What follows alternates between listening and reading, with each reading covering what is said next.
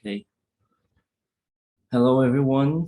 Good morning, good afternoon, or good evening, depending on where you are now or what time it is when you're watching this recording.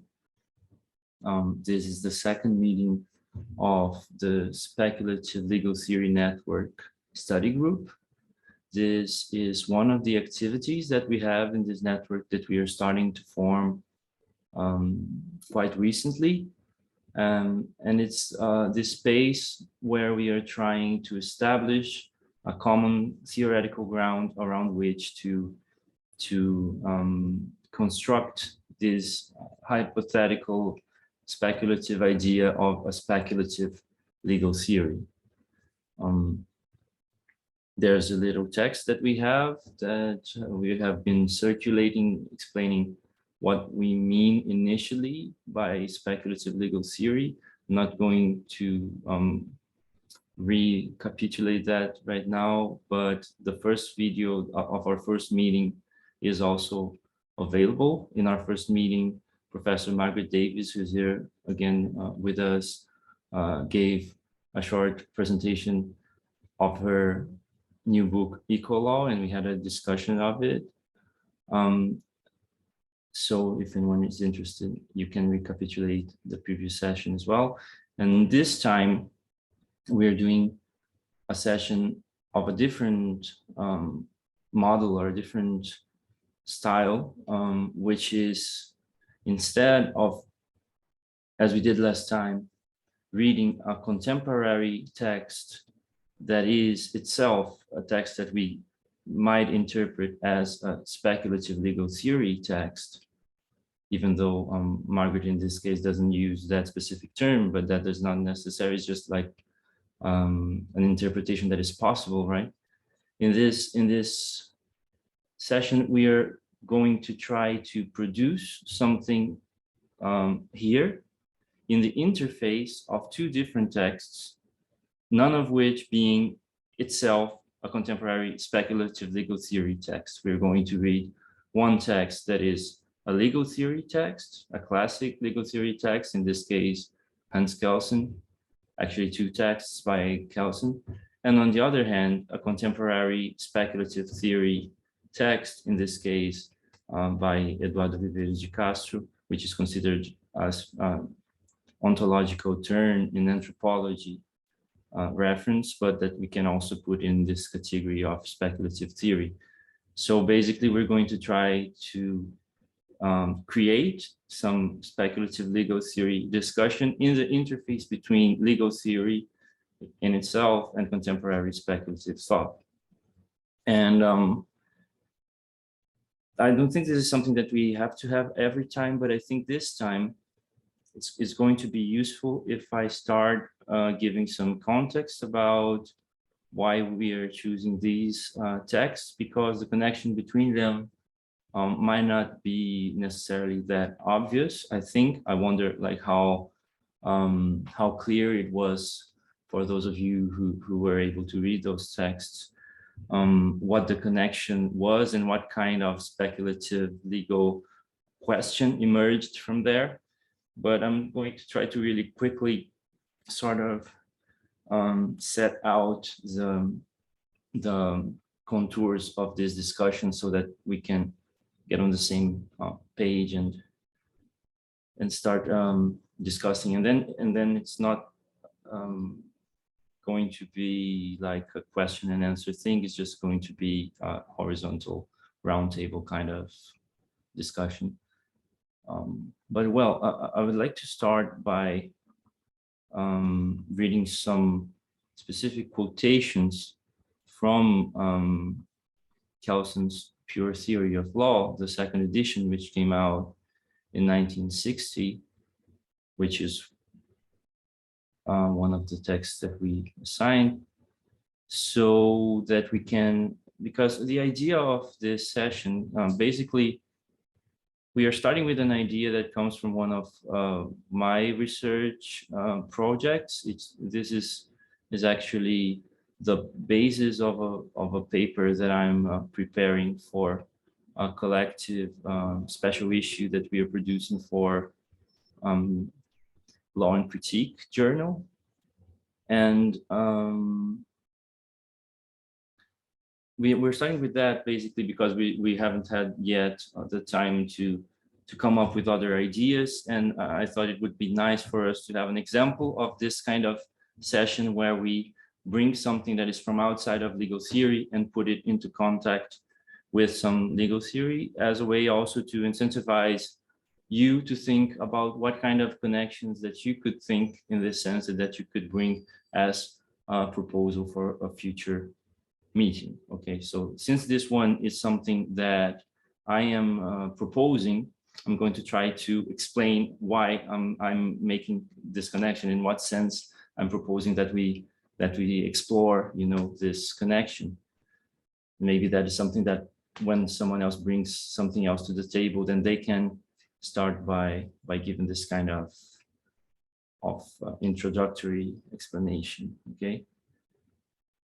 So, as most people who have studied legal theory probably know, Hans Kelsen is one of the most influential, most important legal theorists of the 20th century, and probably or arguably the most canonical exemplary figure of modern and even a modernist legal thought, in a sense of a legal thought that takes the modern Enlightenment scientific mindset to a kind of to its full consequences in legal theory.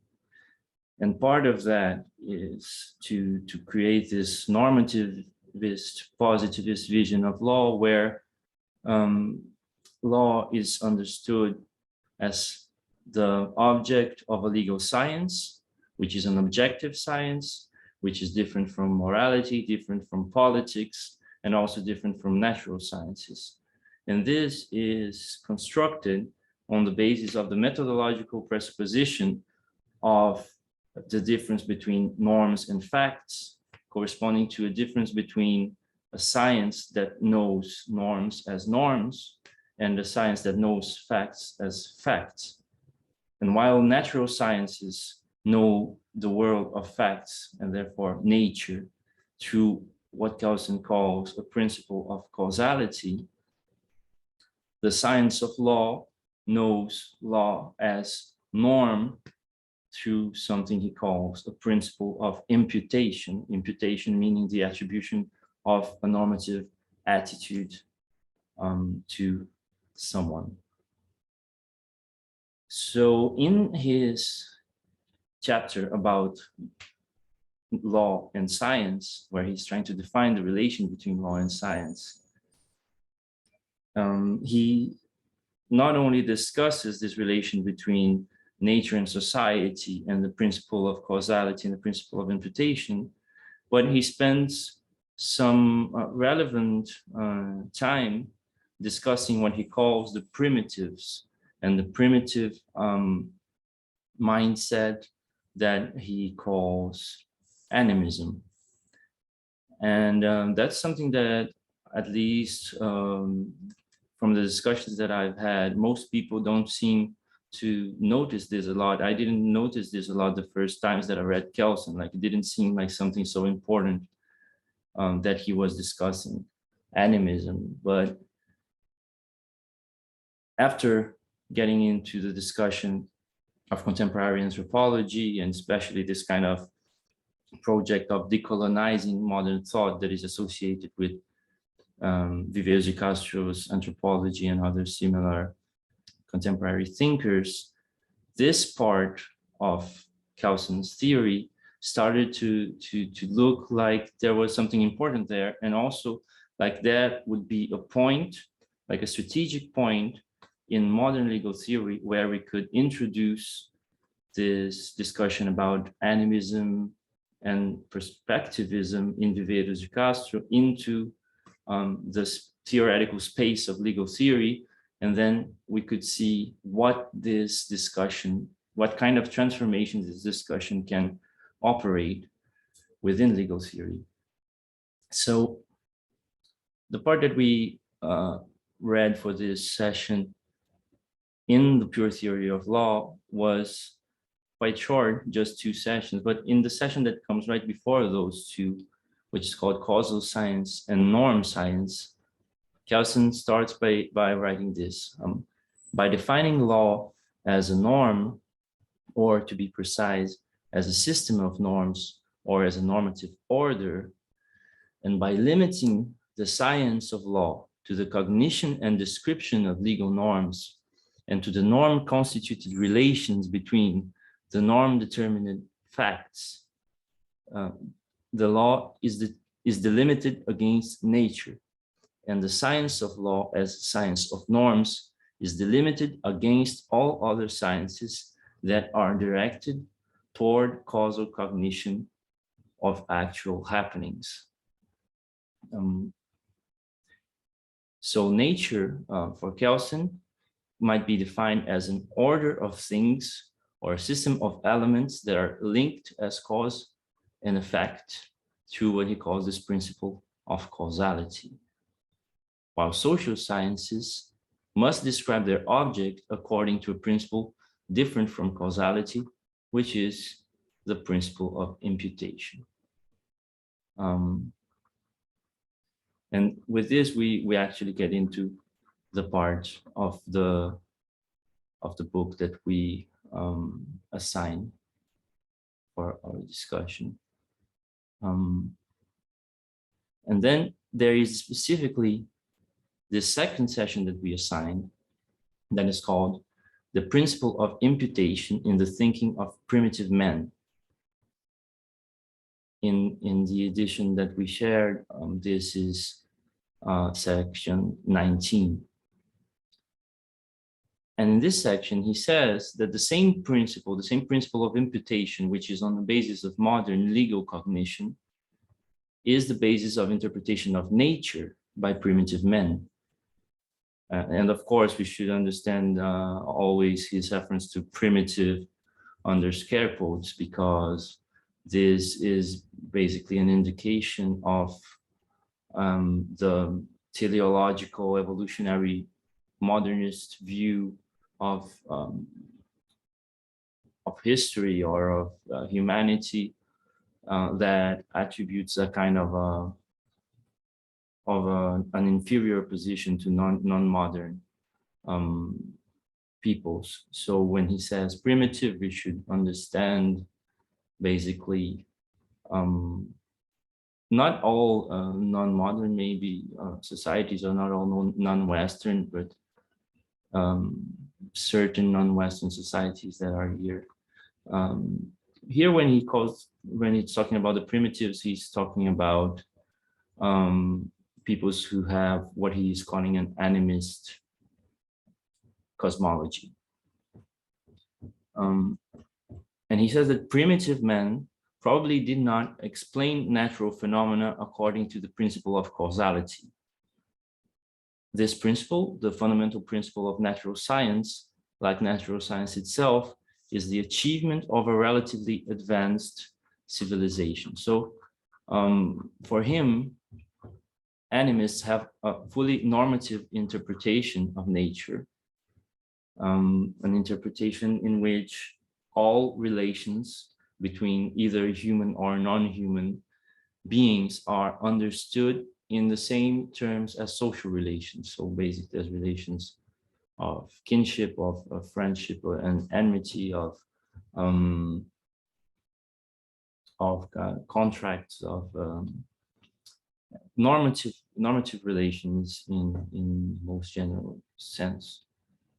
So he says the essence of animism is personalistic, that is, social normative interpretation of nature, an interpretation according to the principle of imputation, not according to the law of causality. And consequently, the concept of nature as an order of elements connected together according to the principle of causality cannot be formed in the thinking of primitive men. And this, though it appears quite briefly here in the pure theory of law, is something that was so important for Kelsen that he has an entire book, though it's not as well known, of course, as the pure theory of law, which is called Society and Nature. and which came out in the 1940s, where basically he does a very extensive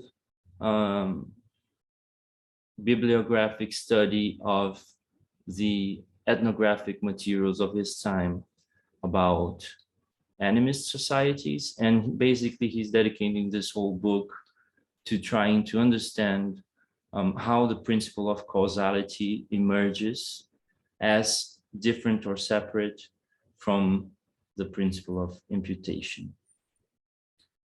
And it's never made completely clear why this is so important for his legal theory, and why this had to appear in this very strategic, very fundamental point of the pure theory of law, where he is defining the relation between legal theory and science. So that's something that we can discuss, and I would really like to know how you people are interpreting this relation. And just to make a last quotation from Kelsen, he finishes this this part of the pure theory, writing, the dualism of nature as causal and society as normative order is unknown to primitive men. That such a dualism exists in the thinking of civilized men is the result of an intellectual development during which human and other beings, persons and things are distinguished, and the causal explanation of the relationships between things is separated from the normative interpretation of the relationships between men. Modern science of nature is the result of this emancipation of the normative from the social interpretation of nature, and that means from animism. Paradoxically, formulating this process, we might say, at the beginning of evolution, during the animistic period of mankind, there existed only society as a normative order. Nature as a causal order was created by its science only after the latter liberated itself from animism. The instrument of this liberation is the principle of causality. So basically, he's saying that the modern science of nature is only possible through this liberation or emancipation from animism.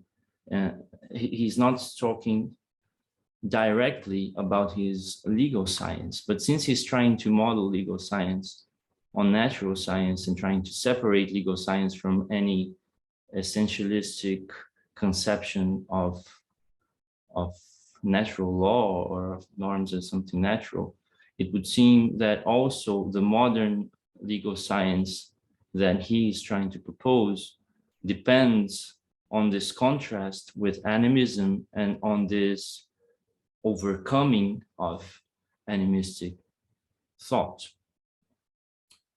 What does this open up for our discussion here and for our reading of Viveiros de Castro?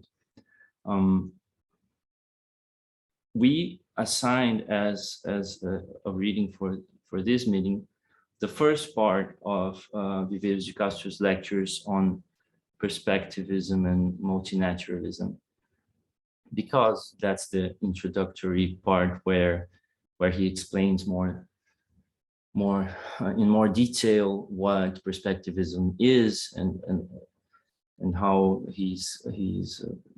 why he is entering this discussion. But in the second part of this same series of lecture, in the second lecture, he discusses specifically how there was an older understanding of animism that was prevalent in anthropology until a certain moment.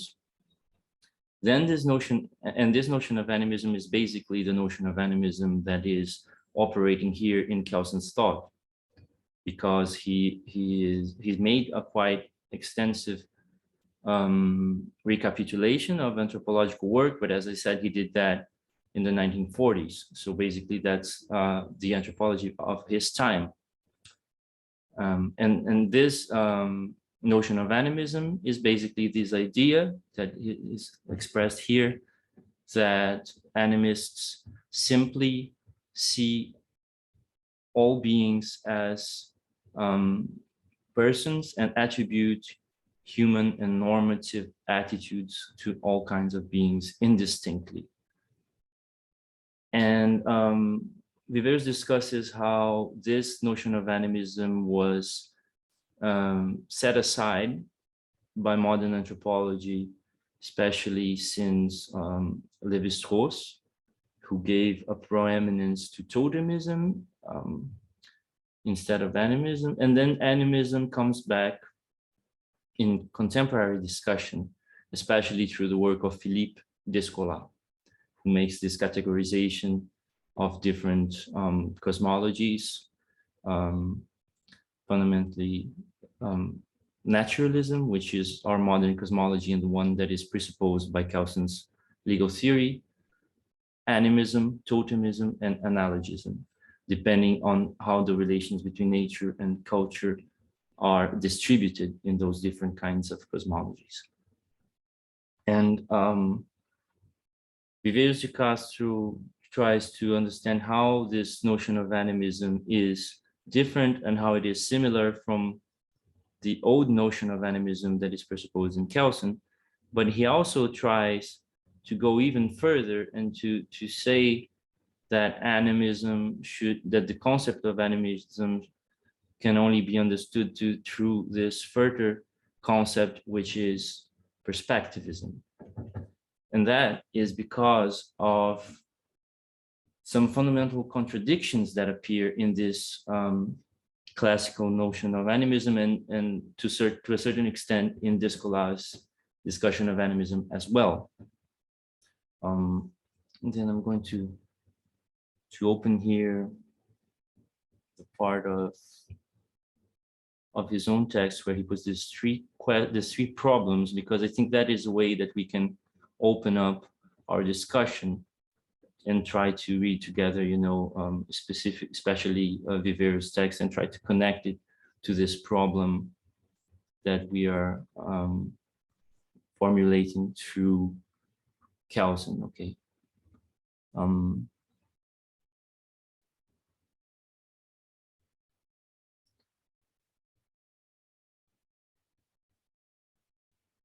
Yeah, so three questions that for Viveiros remain unanswered by this notion of animism.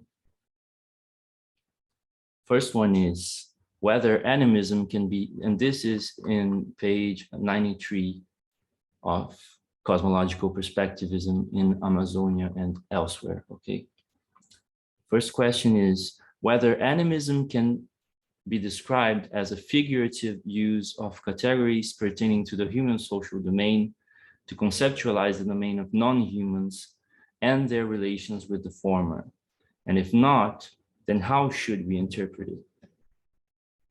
The second question, if animism depends on the attribution or recognition of human-like cognitive and sensory faculties to animals and the same form of subjectivity, that is, if animals are essentially human, then what in the end is the difference between humans and animals?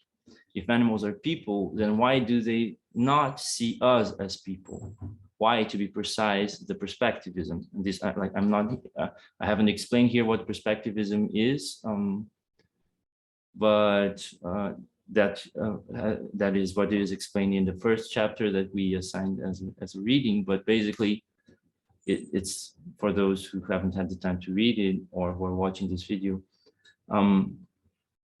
It is this idea that the places of human and animal, and therefore the positions of culture and nature, are not essential to different beings, but rather are relative positions, and therefore are perspectives. So everyone in perspectivism, which is a cosmology that Viveiros de Castro maps out as existing to some extent or in some form in various American indigenous peoples, every being or everybody is potentially human, in the sense that every being can potentially accede to having a perspective and to taking, as someone that has a perspective, taking the position of a subject. So jaguars see themselves as people, and also, and consequently, everyone can be seen by others as either animals or spirits. So the position of person, animal, and spirit, and therefore of culture, nature, and superior nature, is perspectival, is relative to a perspective. So one of the second problem about the classical notion of animism that is presupposed in Kelsen's thought is, if everyone is seen simply as people in animism, that is, if you see animism without the element of perspectivism, then how can you explain that even though, humans are people and jaguars are people and peccaries are people, they don't see themselves all the time as people, and they don't treat, we don't treat, humans don't treat animals the same way that they treat other people, at least not normally, right? So there seems to be something missing in the classical view of animism that is presupposed in Kelsen's thought.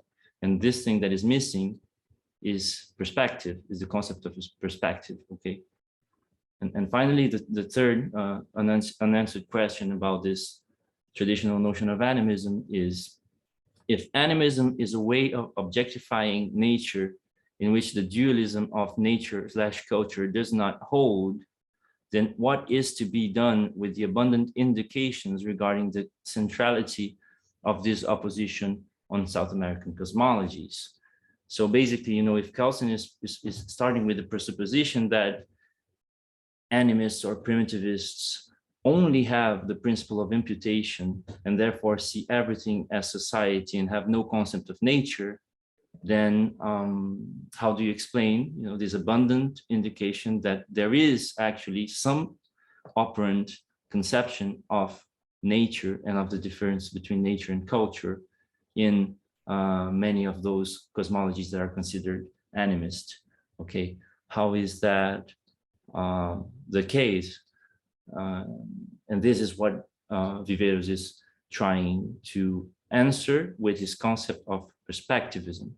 So yeah, to finish here, this is the way that I'm trying to structure, this interface between modern legal theory and modern legal science as a project, as expressed paradigmatically in Kelsen's thought, and this contemporary discussion of ontological anthropology about perspectivism, which puts into question the relation between modern and non-modern worldviews and between nature and culture as some structure, as a basic structural element of contemporary modern thought and of legal thought, specifically in our case. Okay, so yeah, that's it. Sorry for speaking for so long, but I think this way we can all kind of structure the discussion so that we can actually get into the details of the text, and especially of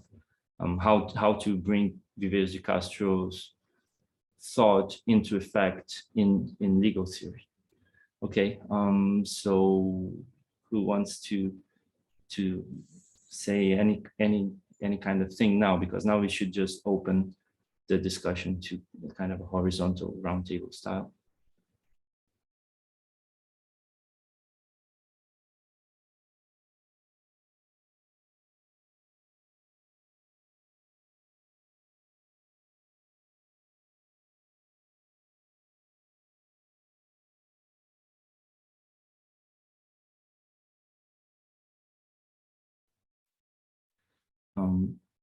Would you like to comment something, Margaret, since you might be leaving not very far from now? since I already took so much time. No, thank you. That was, I mean, a very full exposition of the text and also of the problems. I have to, I mean, I have two thoughts actually, and I'm approaching these at a much, you know, more basic level than how you have approached them, because the Viveiros de Castro is very new to me. I've read some previously, but I haven't actually studied in depth as you've done. So so I'll come to that in a moment. But the thing that occurred to me or that I was reminded of as you were speaking, it's a little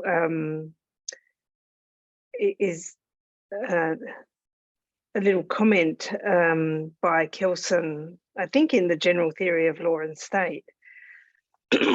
So a different text altogether,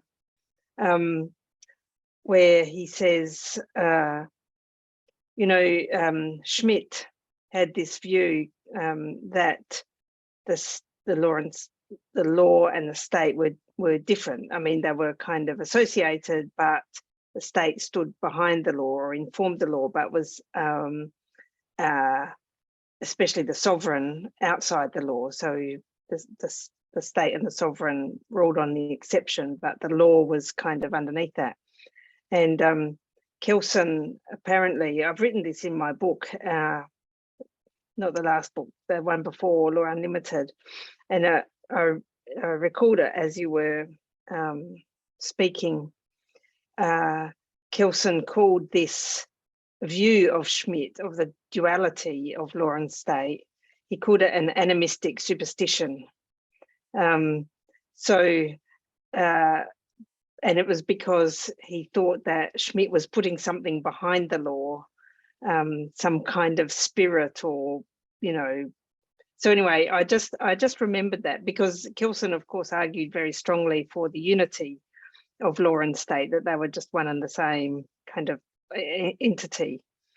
And I didn't know quite what to make of that, but it seems relevant in actual fact to Kelsen's interpretation of animism, or what he was thinking about animism. And you know, I don't suppose Schmidt really probably took too kindly to that comment, but nonetheless was interesting. But with the Viveiros de Castro, you know, I've read this section, this first chapter twice, I think, and it is you know, I can go along with most of it. I can accept and understand most of it, but it is the issue of non-human entities seeing themselves as human. This is the sticking point, or the part that I don't quite understand. But when you explained it just then, I thought I came a bit closer to understanding it. So it seems to me that this kind of humanness is, well, it sounded a bit like you were talking about subjectivity, or the subject position, or what, you know, we might call personhood, or selfhood, rather than humanness. So is there a distinction there between humanness and selfhood, or in this context, are they the same thing? That's a question that I've had about this text. Is it selfhood and, you know, subjectivity, or is it actually humanness, that they see themselves physically as the human species, in a sense, which seems to me a difficult kind of proposition to get my head around. Anyway, so those are just my two comments. I don't for the moment have anything more to say about the larger questions. Thanks so much. That's very interesting, especially like the what you pointed out about Kelsen calling Schmidt's conception of law state animistic. That's really, I think that really says something important. Maybe that has something to do with this Kelsenian project of sort of disenchanting, right, legal thought or legal theory, and the relation between that and animism as this kind of theoretical character, conceptual character that seems to appear in some key points of his thought, right? And just to try to answer what you questioned, we are having this seminar at Book Hill. Me and Betania are giving a seminar that is mostly around this interface between perspectivism and legal theory. And one thing that we discussed there is precisely what you are pointing out, that there seems to be two different concepts of people or of humanity at work here. And the way that we found a way to try to make it clear is to make a distinction, though in Viveiros' text that doesn't necessarily appear in these terms, but between human and people. Like human is like one species among other species of animals, let's say, though the question of appearing as animal or as human is another question, but the human would be one specific species, and not everyone is human in this sense, but to be a person is something that all beings, at least potentially, are. So to be a person is to have a point of view, and humans are just one of the people who have a point of view, but there are other peoples who have points of view, right? Yeah, that makes perfect sense to me, actually. But it's where Viveiros de Castro uses the term human in that context that I just couldn't quite comprehend exactly what was being said there. Yeah, it seems like the word human appears in both like separate senses, and it's not the same. At least that's what came into like as a kind of explanation. Maybe not. Whereas if you think of it as a being with a point of view, or a self, or a kind of an entity with a perspective, that's a completely different matter from being biologically a human. Yeah, exactly. I think that one thing to say about why he used the concept of human is because of the idea that there is a plane of immanence, which is humanity, that is shared by both animals and humans. So he uses the idea of the myth, right, to explain this. Animals were at some point humans, and there is a process of involution, in a way, to use a term, which made them animals, but they were humans in the stage of myth. So that's why everything, humans, animals, plants, spirits, all of them share or are within a plane of immanence, which is humanity. So that's why I think sometimes, and in this we have to see that Viveiros is also using the less, right? This idea of the plane of immanence.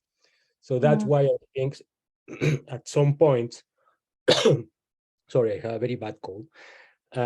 At some point, he uses this term human in some sort of odd ways, ways that maybe in the context are confusing, but we need to have in mind that at the very end, everything is some sort of humanity. All beings are humans in a way, or they were humans at some point at the time of myth, right? Yeah, maybe personhood and humanity coincide in this plane of immanence, right? But then I think still, like in the Deleuzian terms, you could say that everyone is a human, like molecularly, or they have a becoming human.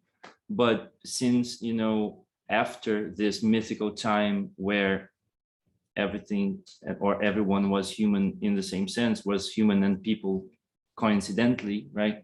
There is this development of molar distinctions of structural and symbolic distinctions that structure reality in a way in which everyone is not equally accessing this position of humanity in the same way all the time. That's something that is possible as a becoming, but is not it's not a question of like, you know, when you say that everyone is human, I think we might, if we say that in a strong sense, right, in a sense of actually being human, of identity, let's say, that might lead us to a miscomprehension, I think. So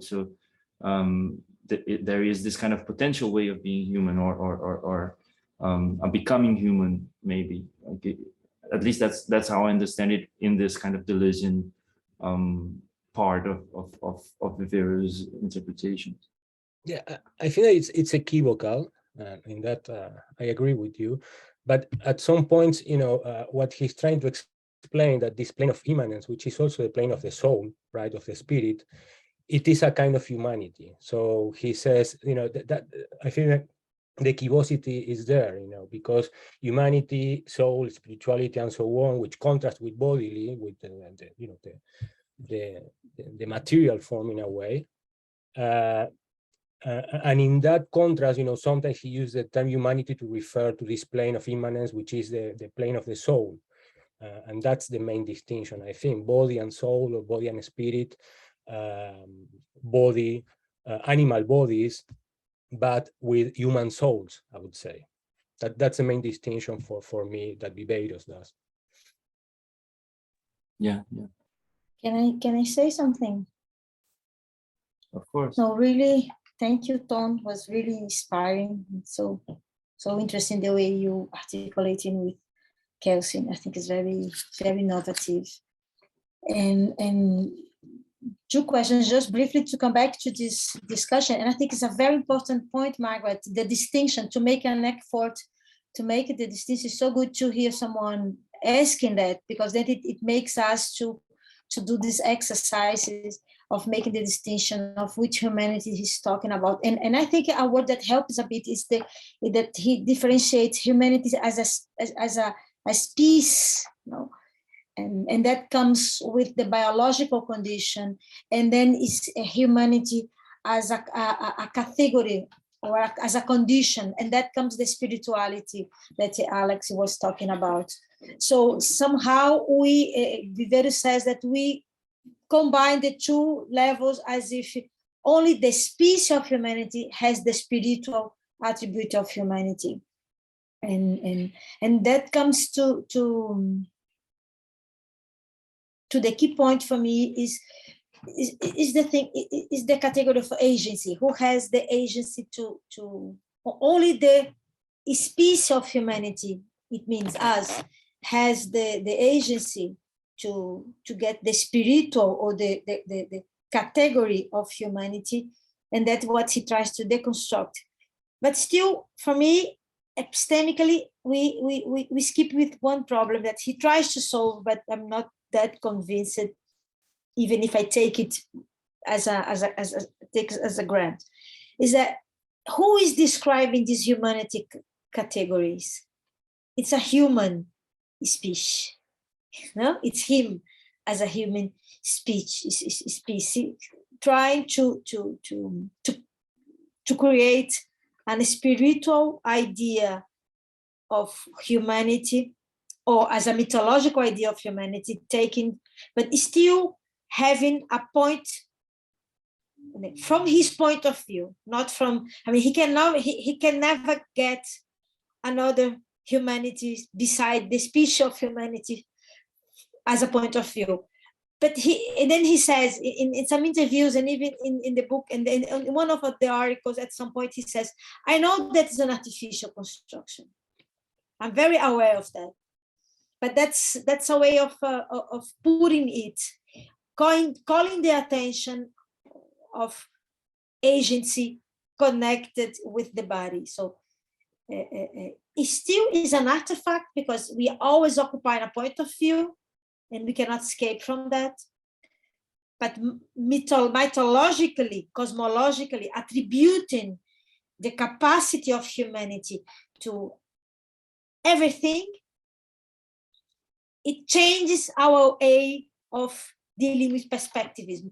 That's why perspectivism cannot be relativism, which is quite confusing, or pure animism. It was very good the way you put the three steps on for us to try to figure out. And I was thinking today was even clear when we had the discussion. I mean, what are we going to do with the concept of causality and imputation? Does the concept of causality help us to deconstruct animism in our contemporary grammar? I mean, how can we get this Kelsen distinction to intrigue us, to put those categories into motion? Because the anemic category in law terms is absolutely how to say, apaciguated. I mean, it's absolutely out of question. We don't even question the animism in terms of law theory. So what is this new animism? I mean, I know that Viveiros is calling for perspectivism as kind of deconstructing classical animism. And I don't know, I just want to put on the floor, how does it help us to reconstruct a new dimension of animism? Because every time I speak about Viveiros, someone in the audience says, oh, this is an animist theory. I don't know if you guys have that kind of experience. Or every time we talk about those, say, no, but this is an animism theory. Yes and no.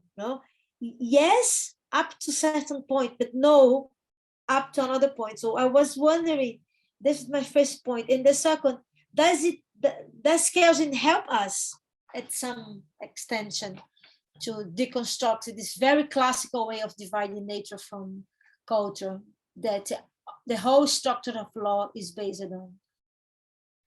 Just very quickly, I think you touched on something that for me is quite difficult to understand in this interface, which is, okay, we are saying, like, regarding the last question that Viveiros puts, we are pointing out that primitive, non-Western, non-modern peoples also have the distinction between nature and culture, and therefore they wouldn't be incapable of some kind of legal thought that would be comparable, or that we could try to navigate in some way through a kind of a variation of legal theory. Because one of the things that are in question here, of course, is how can we think differently about law, and how can we interface modern legal thought with other legal thoughts which might not have anything to do or very little to do with the way modern thought structures itself. So on the one hand, we are saying, okay, non-modern peoples, or at least some non-modern peoples, have some variant of nature and culture. They don't have just culture. But at the same time, it would seem that their nature is not cognized through this principle of causality, or at least not in the same sense that Kelsen is giving to this term. So it's nature in a different sense. It's not this modern nature that is conceived as a mechanicist, set of objects which are only subject to pre-established laws. There is a different concept of nature that is going on there, but what concept of nature is that? How can we understand that, and what does that different concept of nature do to legal theory? And I think one answer to that is that it's not a mononaturalist concept of nature, is what he calls a multinaturalist concept of nature, meaning that there are multiple worlds instead of one world. But that is only the beginning of an answer. Like, I don't know, I'm not exactly sure how to articulate that. I would be very interested in knowing what people are thinking about this problem as well. I'm sorry, Margaret. Oh, no, I just had one further comment, which was just about taking it from the end of the principle of causality. So I just skimmed the material, but I also skimmed, and I think I read some of the sections that were prior to the section that you mentioned. And actually, I can't actually locate where this is at the moment, but Kelsen does refer to Heisenberg and the uncertainty principle and quantum theory, and he points out that the principle of causality itself is under contestation from physics itself. But then he has a way of, using Kant to accommodate that in a way. So that's quite interesting. But for me, this is the critical point, actually, that the principle of causality is not actually because, it collapses into probabilities. It's not actually cause and effect. It's not mechanical or deterministic. It is something that is all about probabilities. And of course, Newtonian physics isn't about probabilities, it's about mechanics. But as soon as you get into modern physics, it is entirely about probabilities, statistical probabilities, rather than this deterministic cause and effect. So the principle of causality itself. And so to me, that's part of the issue as well, that this is highly problematic. And one of the things I like about Kelsen, I always have liked this about Kelsen, is that he's so clear in his diagnosis, and then he goes right up to the edge of tipping over into deconstructing what he has himself said, but he never does. And I think that's very good. A lot of other writers just gloss over, but he doesn't do that. He comes to the point of actually saying, well, now I have to undo everything that I've previously said about this, but he can't, of course. So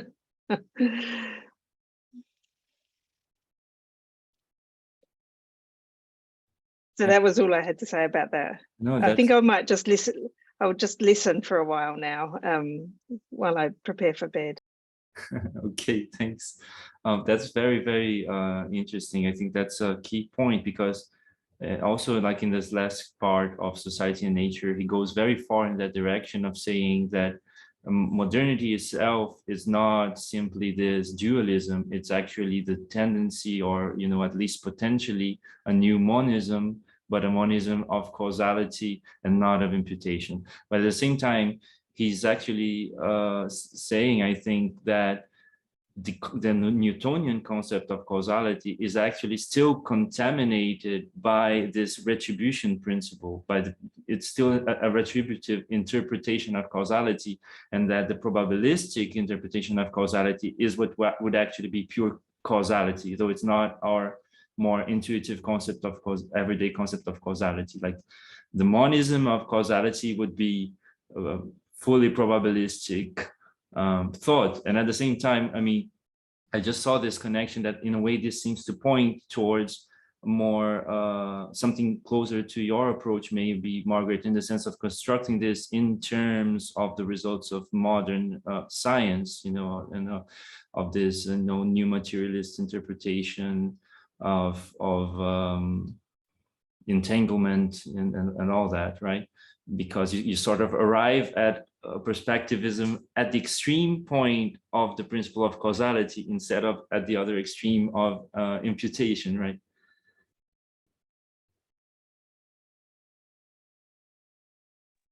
Yeah, I think that's exactly right. And Karen Barad does that too, and she's actually quantum physicist. So this is where she gets to. Yeah, that's what I was thinking of.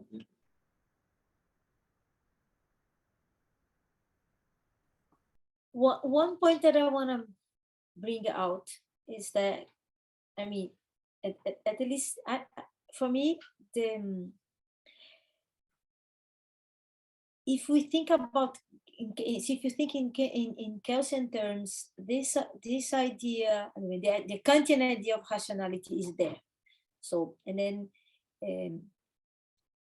most of the time we don't question which rationality we are talking about. So we take for granted the Kantian rationality as our basic standard in law to think on rationality. And what caused my attention when I started to get in contact with Viveiros de Castro was very different from Derrida, for instance. No, I mean, in terms of questioning the representation basis of Kantian rationality, but are we still talking about a kind of rationality as a broad term, which means how agency is articulated? So that's our background thought when we think about how modern law was structured. So the agency is absolutely connected with a certain kind of rationality.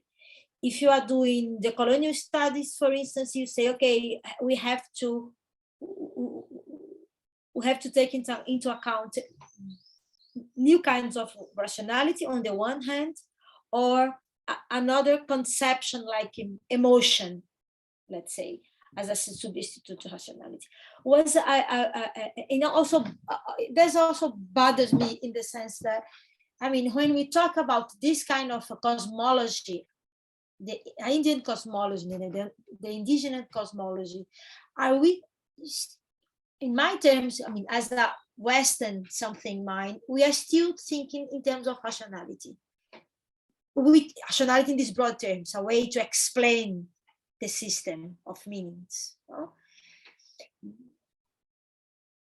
But with a different element that's quite away from our Kantian rationality. It's a kind, let's say, I use rationality just for a lack of a better term, a rationality that comes from the body, the perspective, agency that comes from the immanence of the body. So how can we, in terms of a grammar of law, to describe this kind of agency through the body in some terms that doesn't just go directly to, this is animism, end of the conversation. So a bit of my concern and my effort is that, and that's really interesting, and that's interesting because if you take the validity discussion on if the Indians had so or not, I mean, the debate was quite in those terms, in the terms of course, the 16th century, the 17th century, no,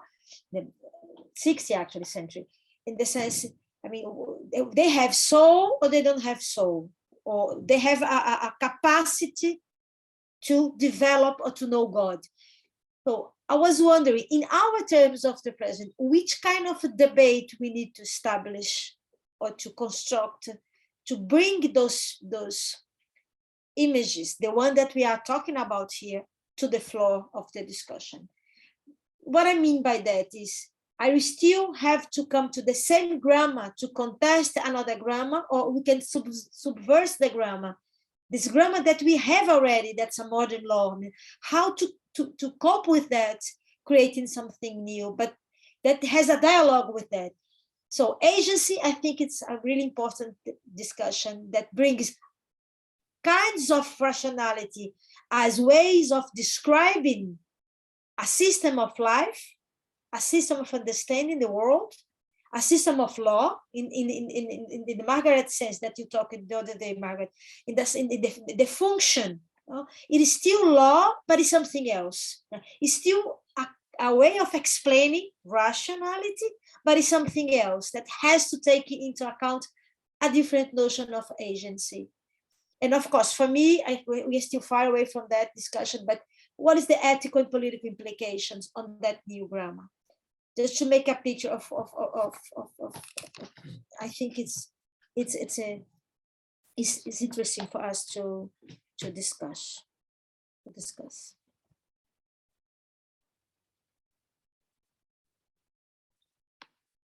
Can I add a point?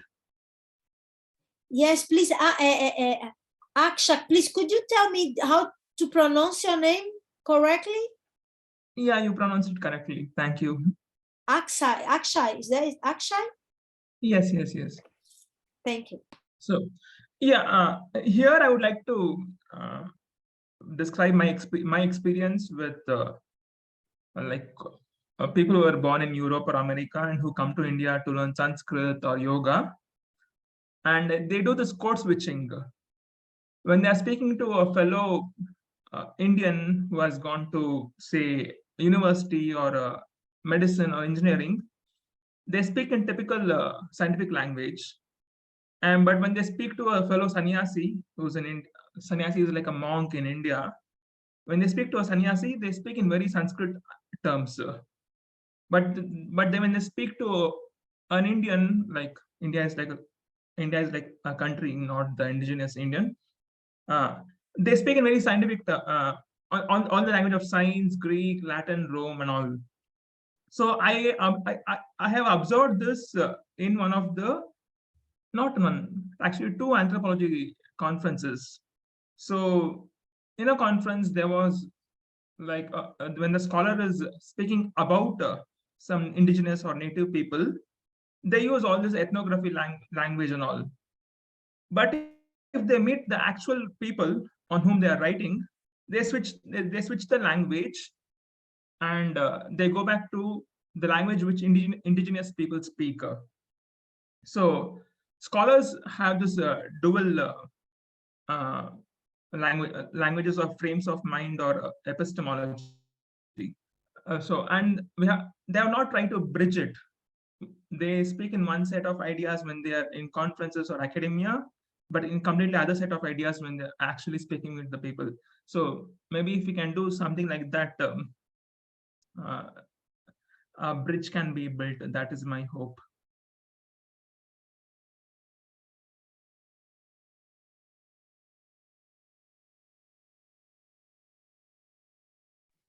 But Aksha, just if I understood you correctly, you are putting out that it's a problem of language communication. It's a problem of grammar that you are using to.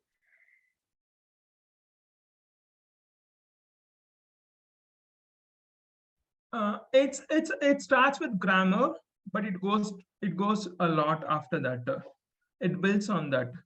It depends on to who the scholar is writing to. If the scholar is writing to university or grants commission, they use the normal language which we see in the university. But when they are speaking to actual native, they completely switch the way they speak or present. It is not simply about posture or the behavior. Even the language which they speak changes. I see this a lot in even a few of the Brazilians have met in India. They come to learn to yoga. When they are speaking to a fellow yogi, they speak in a certain language, but when they are speaking to a fellow scientist or doctor or engineer, same idea, like the same idea. The concept is not different. They completely switch the language. So think about it. And what do you think about this double structure of languages? It is a very practical way of moving in individual lives, because a scholar cannot forever stay in among yogis in India or among indigenous people or natives. So it's a practical thing which they do, but there is no literature on this, which is what I mean. I have not read any literature. Yeah, I feel like there's something there about being able to entertain different perspectives at the same time, or not necessarily at the same time, but the same body can sort of entertain different perspectives at different moments. And that is not, like as you said, it's not just a question of switching to a different language, but you're also switching to a different attitude. You're switching, even the question of yoga is interesting because that's a worldview, a cosmology that is constructed at the level at the spiritual or the somatic level simultaneously, right? There isn't this Western separation where it doesn't matter what you do with your body as long as you construct a certain worldview with your mind. You have to construct it with your mind and with your body, right, in a way that is interconnected. So maybe also like when you're interacting with different interlocutors, you have to access a different worldview or a different way of looking at the same thing. So in a way, a different perspective, but that's also a different body that you have to construct. And like in perspectivism, in the way Viveiros describes it, that's really strong in the sense that the shamanistic process, which is the kind of the paradigmatic example of transperspectival attitude of being able to access a different perspective. Viveiros emphasizes it very much that for most of those indigenous cosmologies, that doesn't appear as a question of spiritual transformation. It's a somatic, a bodily transformation. So in order to access a different perspective, because the perspective is not an emanation of the soul, the perspective is a function of the body. What the shaman has to do, or what anyone has to do in order to access a different perspective, is to operate a bodily transformation. Though the body is not the human body, the biological human body, but the body in this specific sense that Viveiros describes it as a set of mannerisms, a set of ways of inhabiting, right? So you change your body in this sense, in the way that you have in your habits, in your posture, in your rhythms of your body. And that is what transforms the perspective that you can access. And therefore, it changes the set of others with whom you can establish communication, cultural coincidence or political coincidence, right? Yeah, if I can add one example, the example is of a black doctor in the US, and the black doctor is a junior doctor, and when she's speaking with patient, a black patient, she uses black English, and when she is speaking to doctor, her superior, she uses the American English, and when she is speaking to patient on medicine, on medical terms, she switches to American English. When the black doctor is speaking to black patient about say everyday affairs, it's black English. When it comes to medicine, it is like American English. And when it comes to speaking to superiors in the same room, in the matter of like 2-3 minutes, she switches to medical English. So we employ different languages when we do it every day. And when it comes to this, what you presented, it becomes much more starker and much more like it's a distinct world in itself.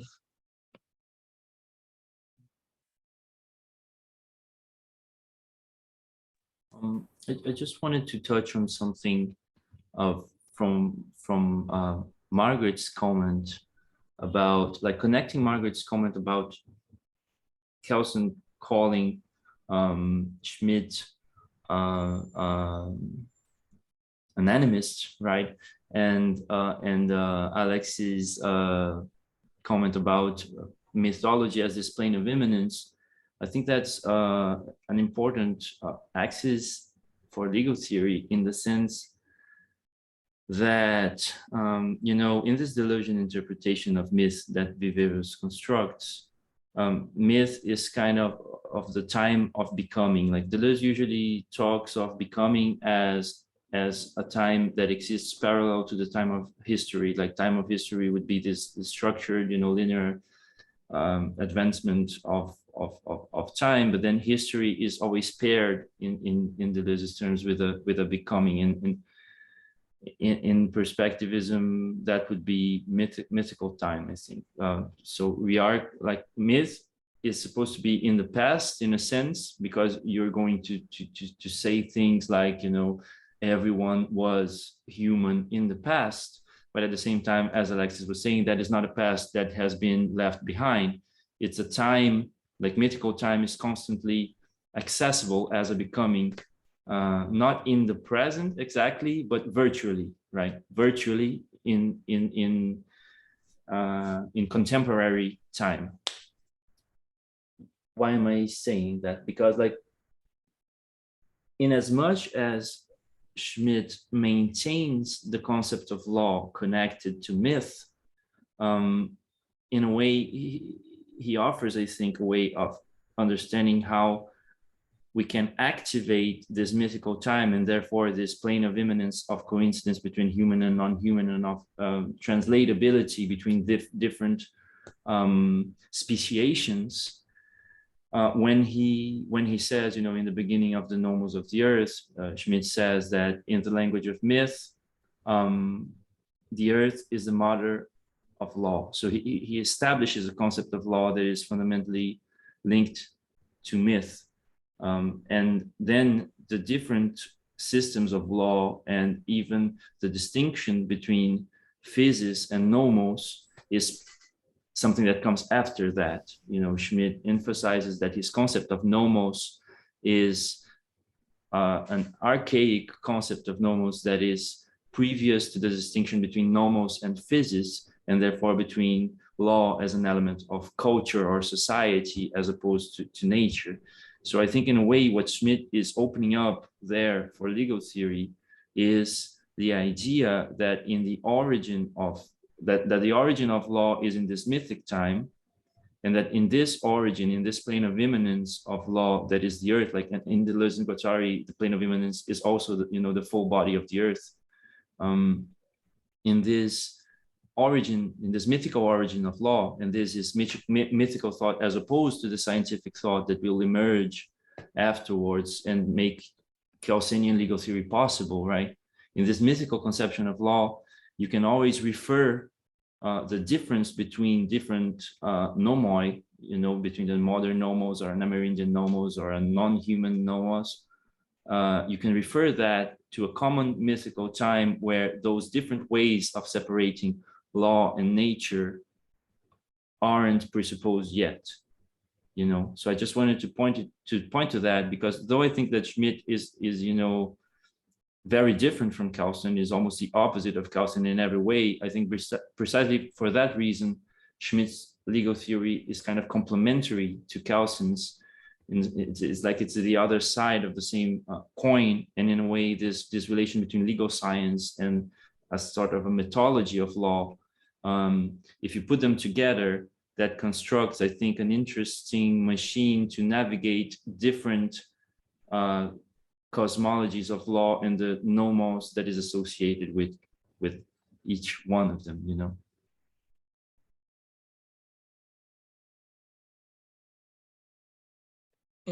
I mean, yeah, if we come back to Schmitt, I forgot the chapter number, but it basically speaks about civilization and sovereignty. Am I audible?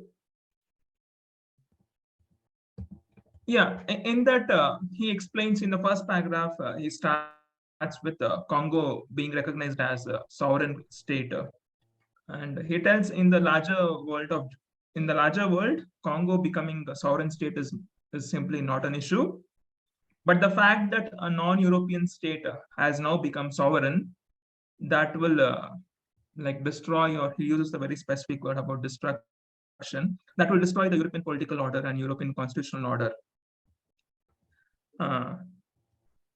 So this basically the moral panic with which Schmitt had was once we start applying the concepts which Europeans claim only they have and to others, then it is not only a moral panic but also a constitutional panic.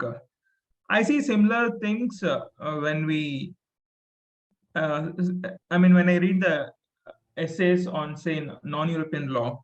There's a moral panic in the authors saying that, hey, only we can have rationality, we as in Europeans, but how come even these Indians have rationality? Let me explain it. So there's some sort of panic, and that panic is we are yet to move away from that panic.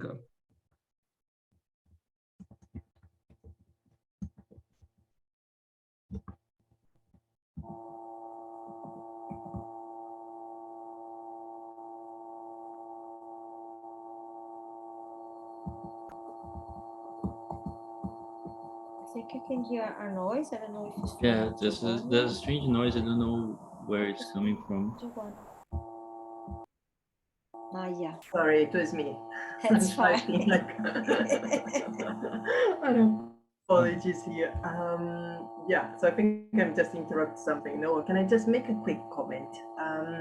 That's what I was typing. And it might be just how can I say, still a complete ignorance of Viveiros de Castro full approach.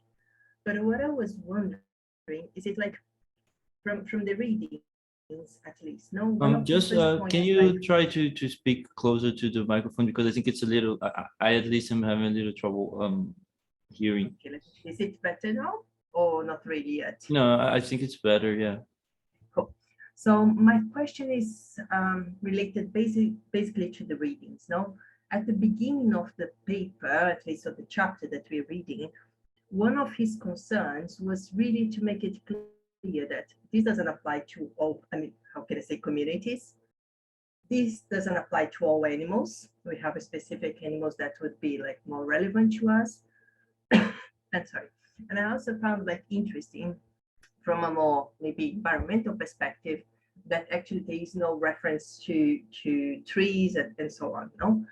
So I was wondering whether that actually kind of limits us a little bit on the colonial or emancipatory potential of a legal theory based on Viveiros de Castro. When Alex was mentioning the relevance of between the soul and the body, I think if we go for the soul perspective, then yes, we solve that problem, no? But if we are still thinking about an agency based on the body, then that seems a little bit more complicated again. But again, I'm just not 100% sure, how can I say, whether this has been addressed on other, how can I say, material that he has developed. But this is like one of my, how can I say, maybe not concerns, but one of the issues that I was thinking about, like how much of it can we, how can I say, how broad it is, and actually how different, or how can I say, how embracing of a whole perspective of nature the position actually is. And just like referring to Betania's comment a little bit earlier too, when you're talking about agency and how can we relate that to the body, I think one particular experience that we have, or maybe to pay more attention on the readings, is about the position of the shamans. Because I think them, how can I say, we have not only a transition between, by transitioning the perspective from the human to the animal, no? One of the narratives that he presents that actually killed someone, no?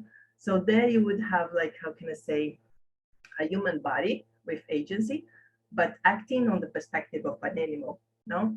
So maybe there we could have something like, how can I say, to think how the agency of animals could come to maybe our word or our perspective and our understanding of the word.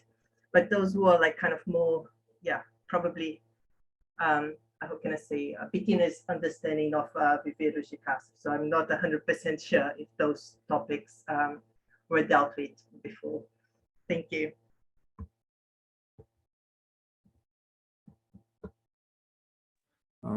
Thanks so much. I think that's an interesting point. That's something I have thought about also, because at some points Viveiros seems to say that any body, and you know, the expression for this in English is quite interesting, because in Portuguese that doesn't sound the same way, but in English you have the same word for everyone and for bodies, you know, calling everyone a body. So that's an important thing, I think, because in some cases Viveiros just says that in perspectivist cosmologies everybody is human, and is human, you know, potentially. And in other points, when he is describing specific perspectivist cosmologies or Amerindian cosmologies, he emphasizes that it's not exactly everyone for them that can actually be a person, or that is actually a person. And then some have this special personalistic relation with animals that are involved in some way in hunting. And then he also emphasizes, I think in a footnote, that groups that use plant medicine as a shamanistic tool have personalistic relations, tend to have more personalistic relations with plants, but that is, not present in, not all indigenous groups see plants as being people to themselves. So there's this ambiguity, and I think that has to do with a delicate aspect of mobilizing Viveiros de Castro's thought, which is exactly what the relation is between perspectivism as a cosmology that is observed ethnographically and the kind of perspectivist thought that he's sort of extracting as a way of decolonizing modern thought, modern philosophy. That has to do with the fact that Viveiros is at the same time an anthropologist, and especially in books like I don't know if I think it hasn't been translated to English, but in the Portuguese publication, he has a first book that's more anthropological, and then there's Cannibal Metaphysics, which in English is more philosophical, which is the same in English, right? Cannibal Metaphysics has been published in French and is available in different languages, but then in Portuguese you have Inconstância da Alma Selvagem, and then in English you have The Relative Native, you have these lectures that we are reading for today. But there is this more anthropological side and this more philosophical side in which Viveiros is not just an anthropology, he's also like a contemporary thinker that is trying to develop sort of decolonial tools for thought. And in this sense, he is quite influential in other disciplines. And in a way, we are bringing Viveiros de Castro's thought here into legal theory as a way to interface legal theory with indigenous thought, but also, I think, keeping in mind the fact that we're not directly accessing indigenous thought. We are accessing it through this quite specific thinker that is Viveiros de Castro, with his relation with delusionism and all that. So I'm saying that because I think, in a way, when he transitions from this observation of specific actual ethergrams to this paradigmatic perspectivist cosmology that he extracts from there, he uses this idea of the relation between the actual and the virtual to produce a conceptual structure in which, even though maybe there is no actual indigenous or perspectivist group that understands every non-human body as actualizing a perspective, the way it is structured, the way it is structured and the way it varies points out or presupposes this idea that in the relation between the actual and the virtual, every body virtually could be human, virtually is human, or has a becoming human, or a becoming people, or becoming subject, even if there is no actual perspectivist who actually attributes this actualization of personhood to some being. It sort of still presupposes this virtual possibility, okay? And then when he extracts that as a conceptual apparatus, then we as legal theorists, we are not anthropologists, so we are not concerned with making an adequate description of how others think. We are concerned about how we can decolonize modern thought, modern legal thought, right? Then that serves as a tool through which we could see that, for example, and then to give you a concrete example, you have this recent movement where some entities, some natural, according to the modern naturalist worldview, entities have a personality attributed to them, either specific entities such as a river, in the case of the Wanganui River, for example, is quite famous, or the generality of nature in the case of a Latin American constitutionalism when it attributes legal personality to Pachamama.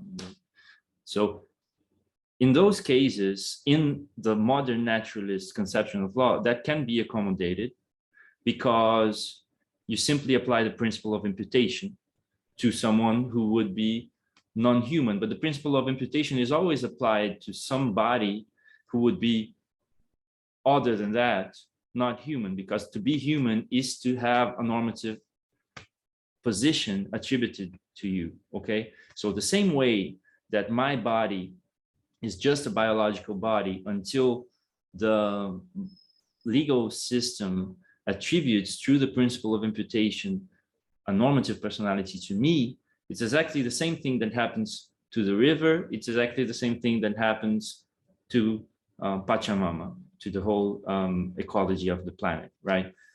That is one way of conceiving the rights of nature.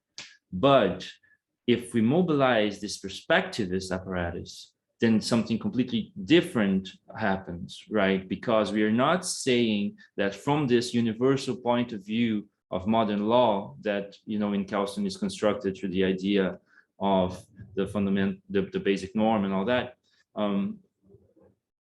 It's not this universal point of view that defines who are the normative people and then starts to include some people who were not considered people before. And in the sense that what happens to the Wanganui River is the same thing that happened to non-white people. It's the same thing that happened to women. It's like something that was a thing and that is incorporated as a person into the legal system after some point, right? Instead of that, what you have with the perspectivist conceptual apparatus is that you can say that the river is a person, not from the point of view of law, not from the universal point of view of law, but from the point of view of the river itself, which emanates from the river's body. Even if no actual, I mean, in many cases, there are rivers that are considered important and that have a personality attributed to them. I think the Ganges is one case of a river that has a personality attributed to it by a cosmology. But you could have rivers that have no actual cosmology, native, you know, indigenous cosmology attributing a personality to it. But with this apparatus, you could still say that this river has rights from its point of view, you know, because we're not trying here to speak in the name of any specific indigenous group, right? We are trying to learn from non-Western ways of thinking, something that we can use to decolonize modern legal thought, right?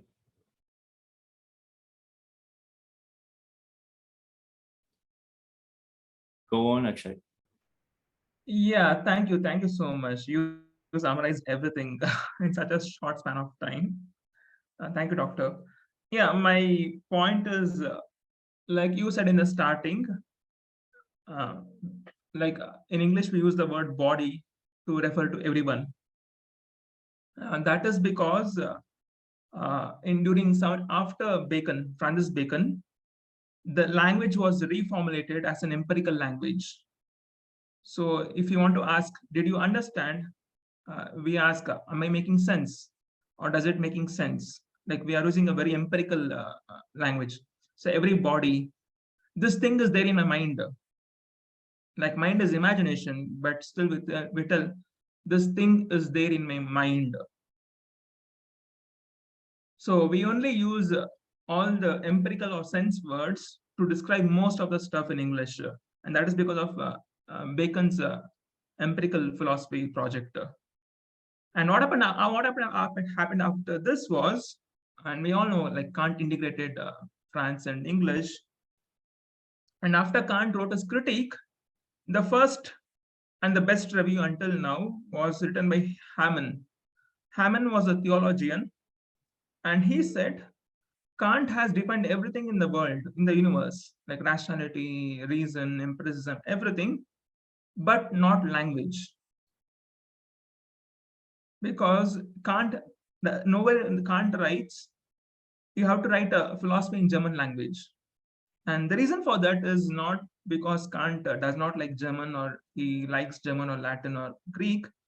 The reason is because Kant, being a Protestant, after the fall of Adam and Eve, the language of Adam and Eve was lost. So Kant was not sure whether Adam or Eve spoke the German language. So he left it undefined. The language part is undefined. So that's why, and this is one of the reason. Okay, when all this came to India, basically, for us, okay, in India, Sanskrit is like part of God, actually, or like goddess. And then the language itself has the attribute. Language itself is a god, apart from other gods. So what Britishers did was they took this and they literally did an iconoclasm. They said, hey, no. Language is simply an empirical term without any attributes, the way we see things and stones and all. And they did it over like 2 centuries. And now we all think about Sanskrit the way English taught us to see Sanskrit. So the effect of Bacon's empirical project and Kant not writing about language is like huge. And that should not stop us from studying, say, non-German languages the way it should be studied, or the way the native speakers perceive it. Thank you. Thanks. Zé, maybe Tom, I look at here and I see Zé, and then I look at you and I call it Tom. Maybe we could use this 15 last minutes just to program or think about suggestions. I was just thinking that Alex had presented a great paper. We didn't have much time to discuss in a Law and Society meeting like this year. That would be also a good opportunity to see. It's very connected with Viveiros, but it's not Viveiros. That's right, Alex. It's a American cosmology, but not necessarily comes from Viveiros. I think could be a very good interface to keep on that discussion. It's quite difficult to elaborate a new vocabulary. I was just thinking over here that it takes even time to us to kind of develop a kind of translation on those terms. What do you think, Alex? Yeah, sure. I can present my paper.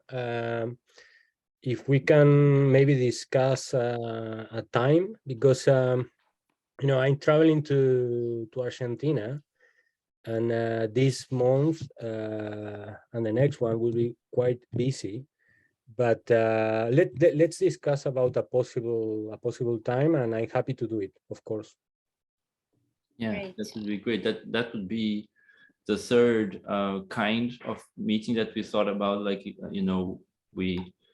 we structured the initial idea around the idea of having, either authors who are already established and reading their text, whether they participate or not. Like in Margaret's case, she participated, but that wouldn't be necessary. We could read Margaret's text because she's a contemporary established author. We can read, like today, legal theory in comparison or in the interface with contemporary speculative theory. And we can also bring our own work here to start to develop a common production and to help each other to develop our own projects. So that would be the third type. If you can't do it now, we can have it like, in one of the subsequent months. I think we should probably, like, it would be hard to decide here right now, like the time, and also see, I think we should see which paths are more generally considered more immediately urgent or interesting by most people. So I think, like, as I said in the beginning, I think maybe one thing that we could try would be to make, because people aren't responding that much to the emails, and I think that has to do maybe, I mean, possibly with, you know, the idea that email it's sort of heavier, it seems like, to respond to an email, you know, everyone is going to get that response each time. You know, usually you don't turn an email thread into chat box, because that would be, you know, sort of inconvenient in a way. And then maybe if we create this as this Google Space, then it creates separate threads, and we can make our different propositions for future meetings there and see which ones attract the most immediate interest, and then we can start to establish an order and also establish the dates for each month's meeting. Like, I was thinking that would be a good way to go about it. What do you think? Because, you know, actually also has proposed some text, I think more than one actually, because you proposed one like quite recently, but I think you had at least mentioned another author back at the time of the first meeting. So we could put those different possibilities all there and try to get people to, because that's also a way to engage people more and make sure that people keep you know, close to the group and participating.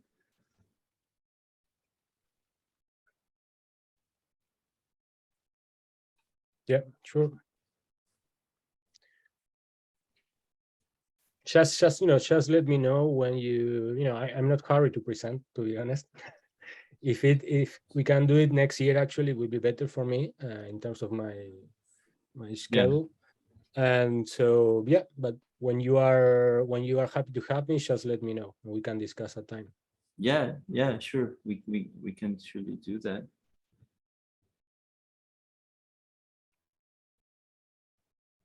Okay, I think we can finish the section, can we?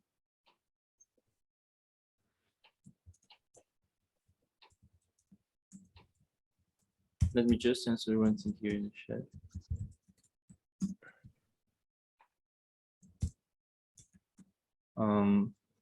Yeah, I guess that's it. So I probably should have ended the recording already before we were discussing this, but yeah. I forgot to do that. So thanks to everyone who participated, and also to those who are watching this later. If you have come across this and you would like to participate, we're probably still going to be having other meetings. So you can try to get in contact with us and ask to participate in the network. It's open to anyone who's interested, and then you just become part of the mailing list, and you get the link to the texts and to the meetings when they happen. Anything else? You could end the record now, just to say two things. Yeah, okay. So I'm ending the recording.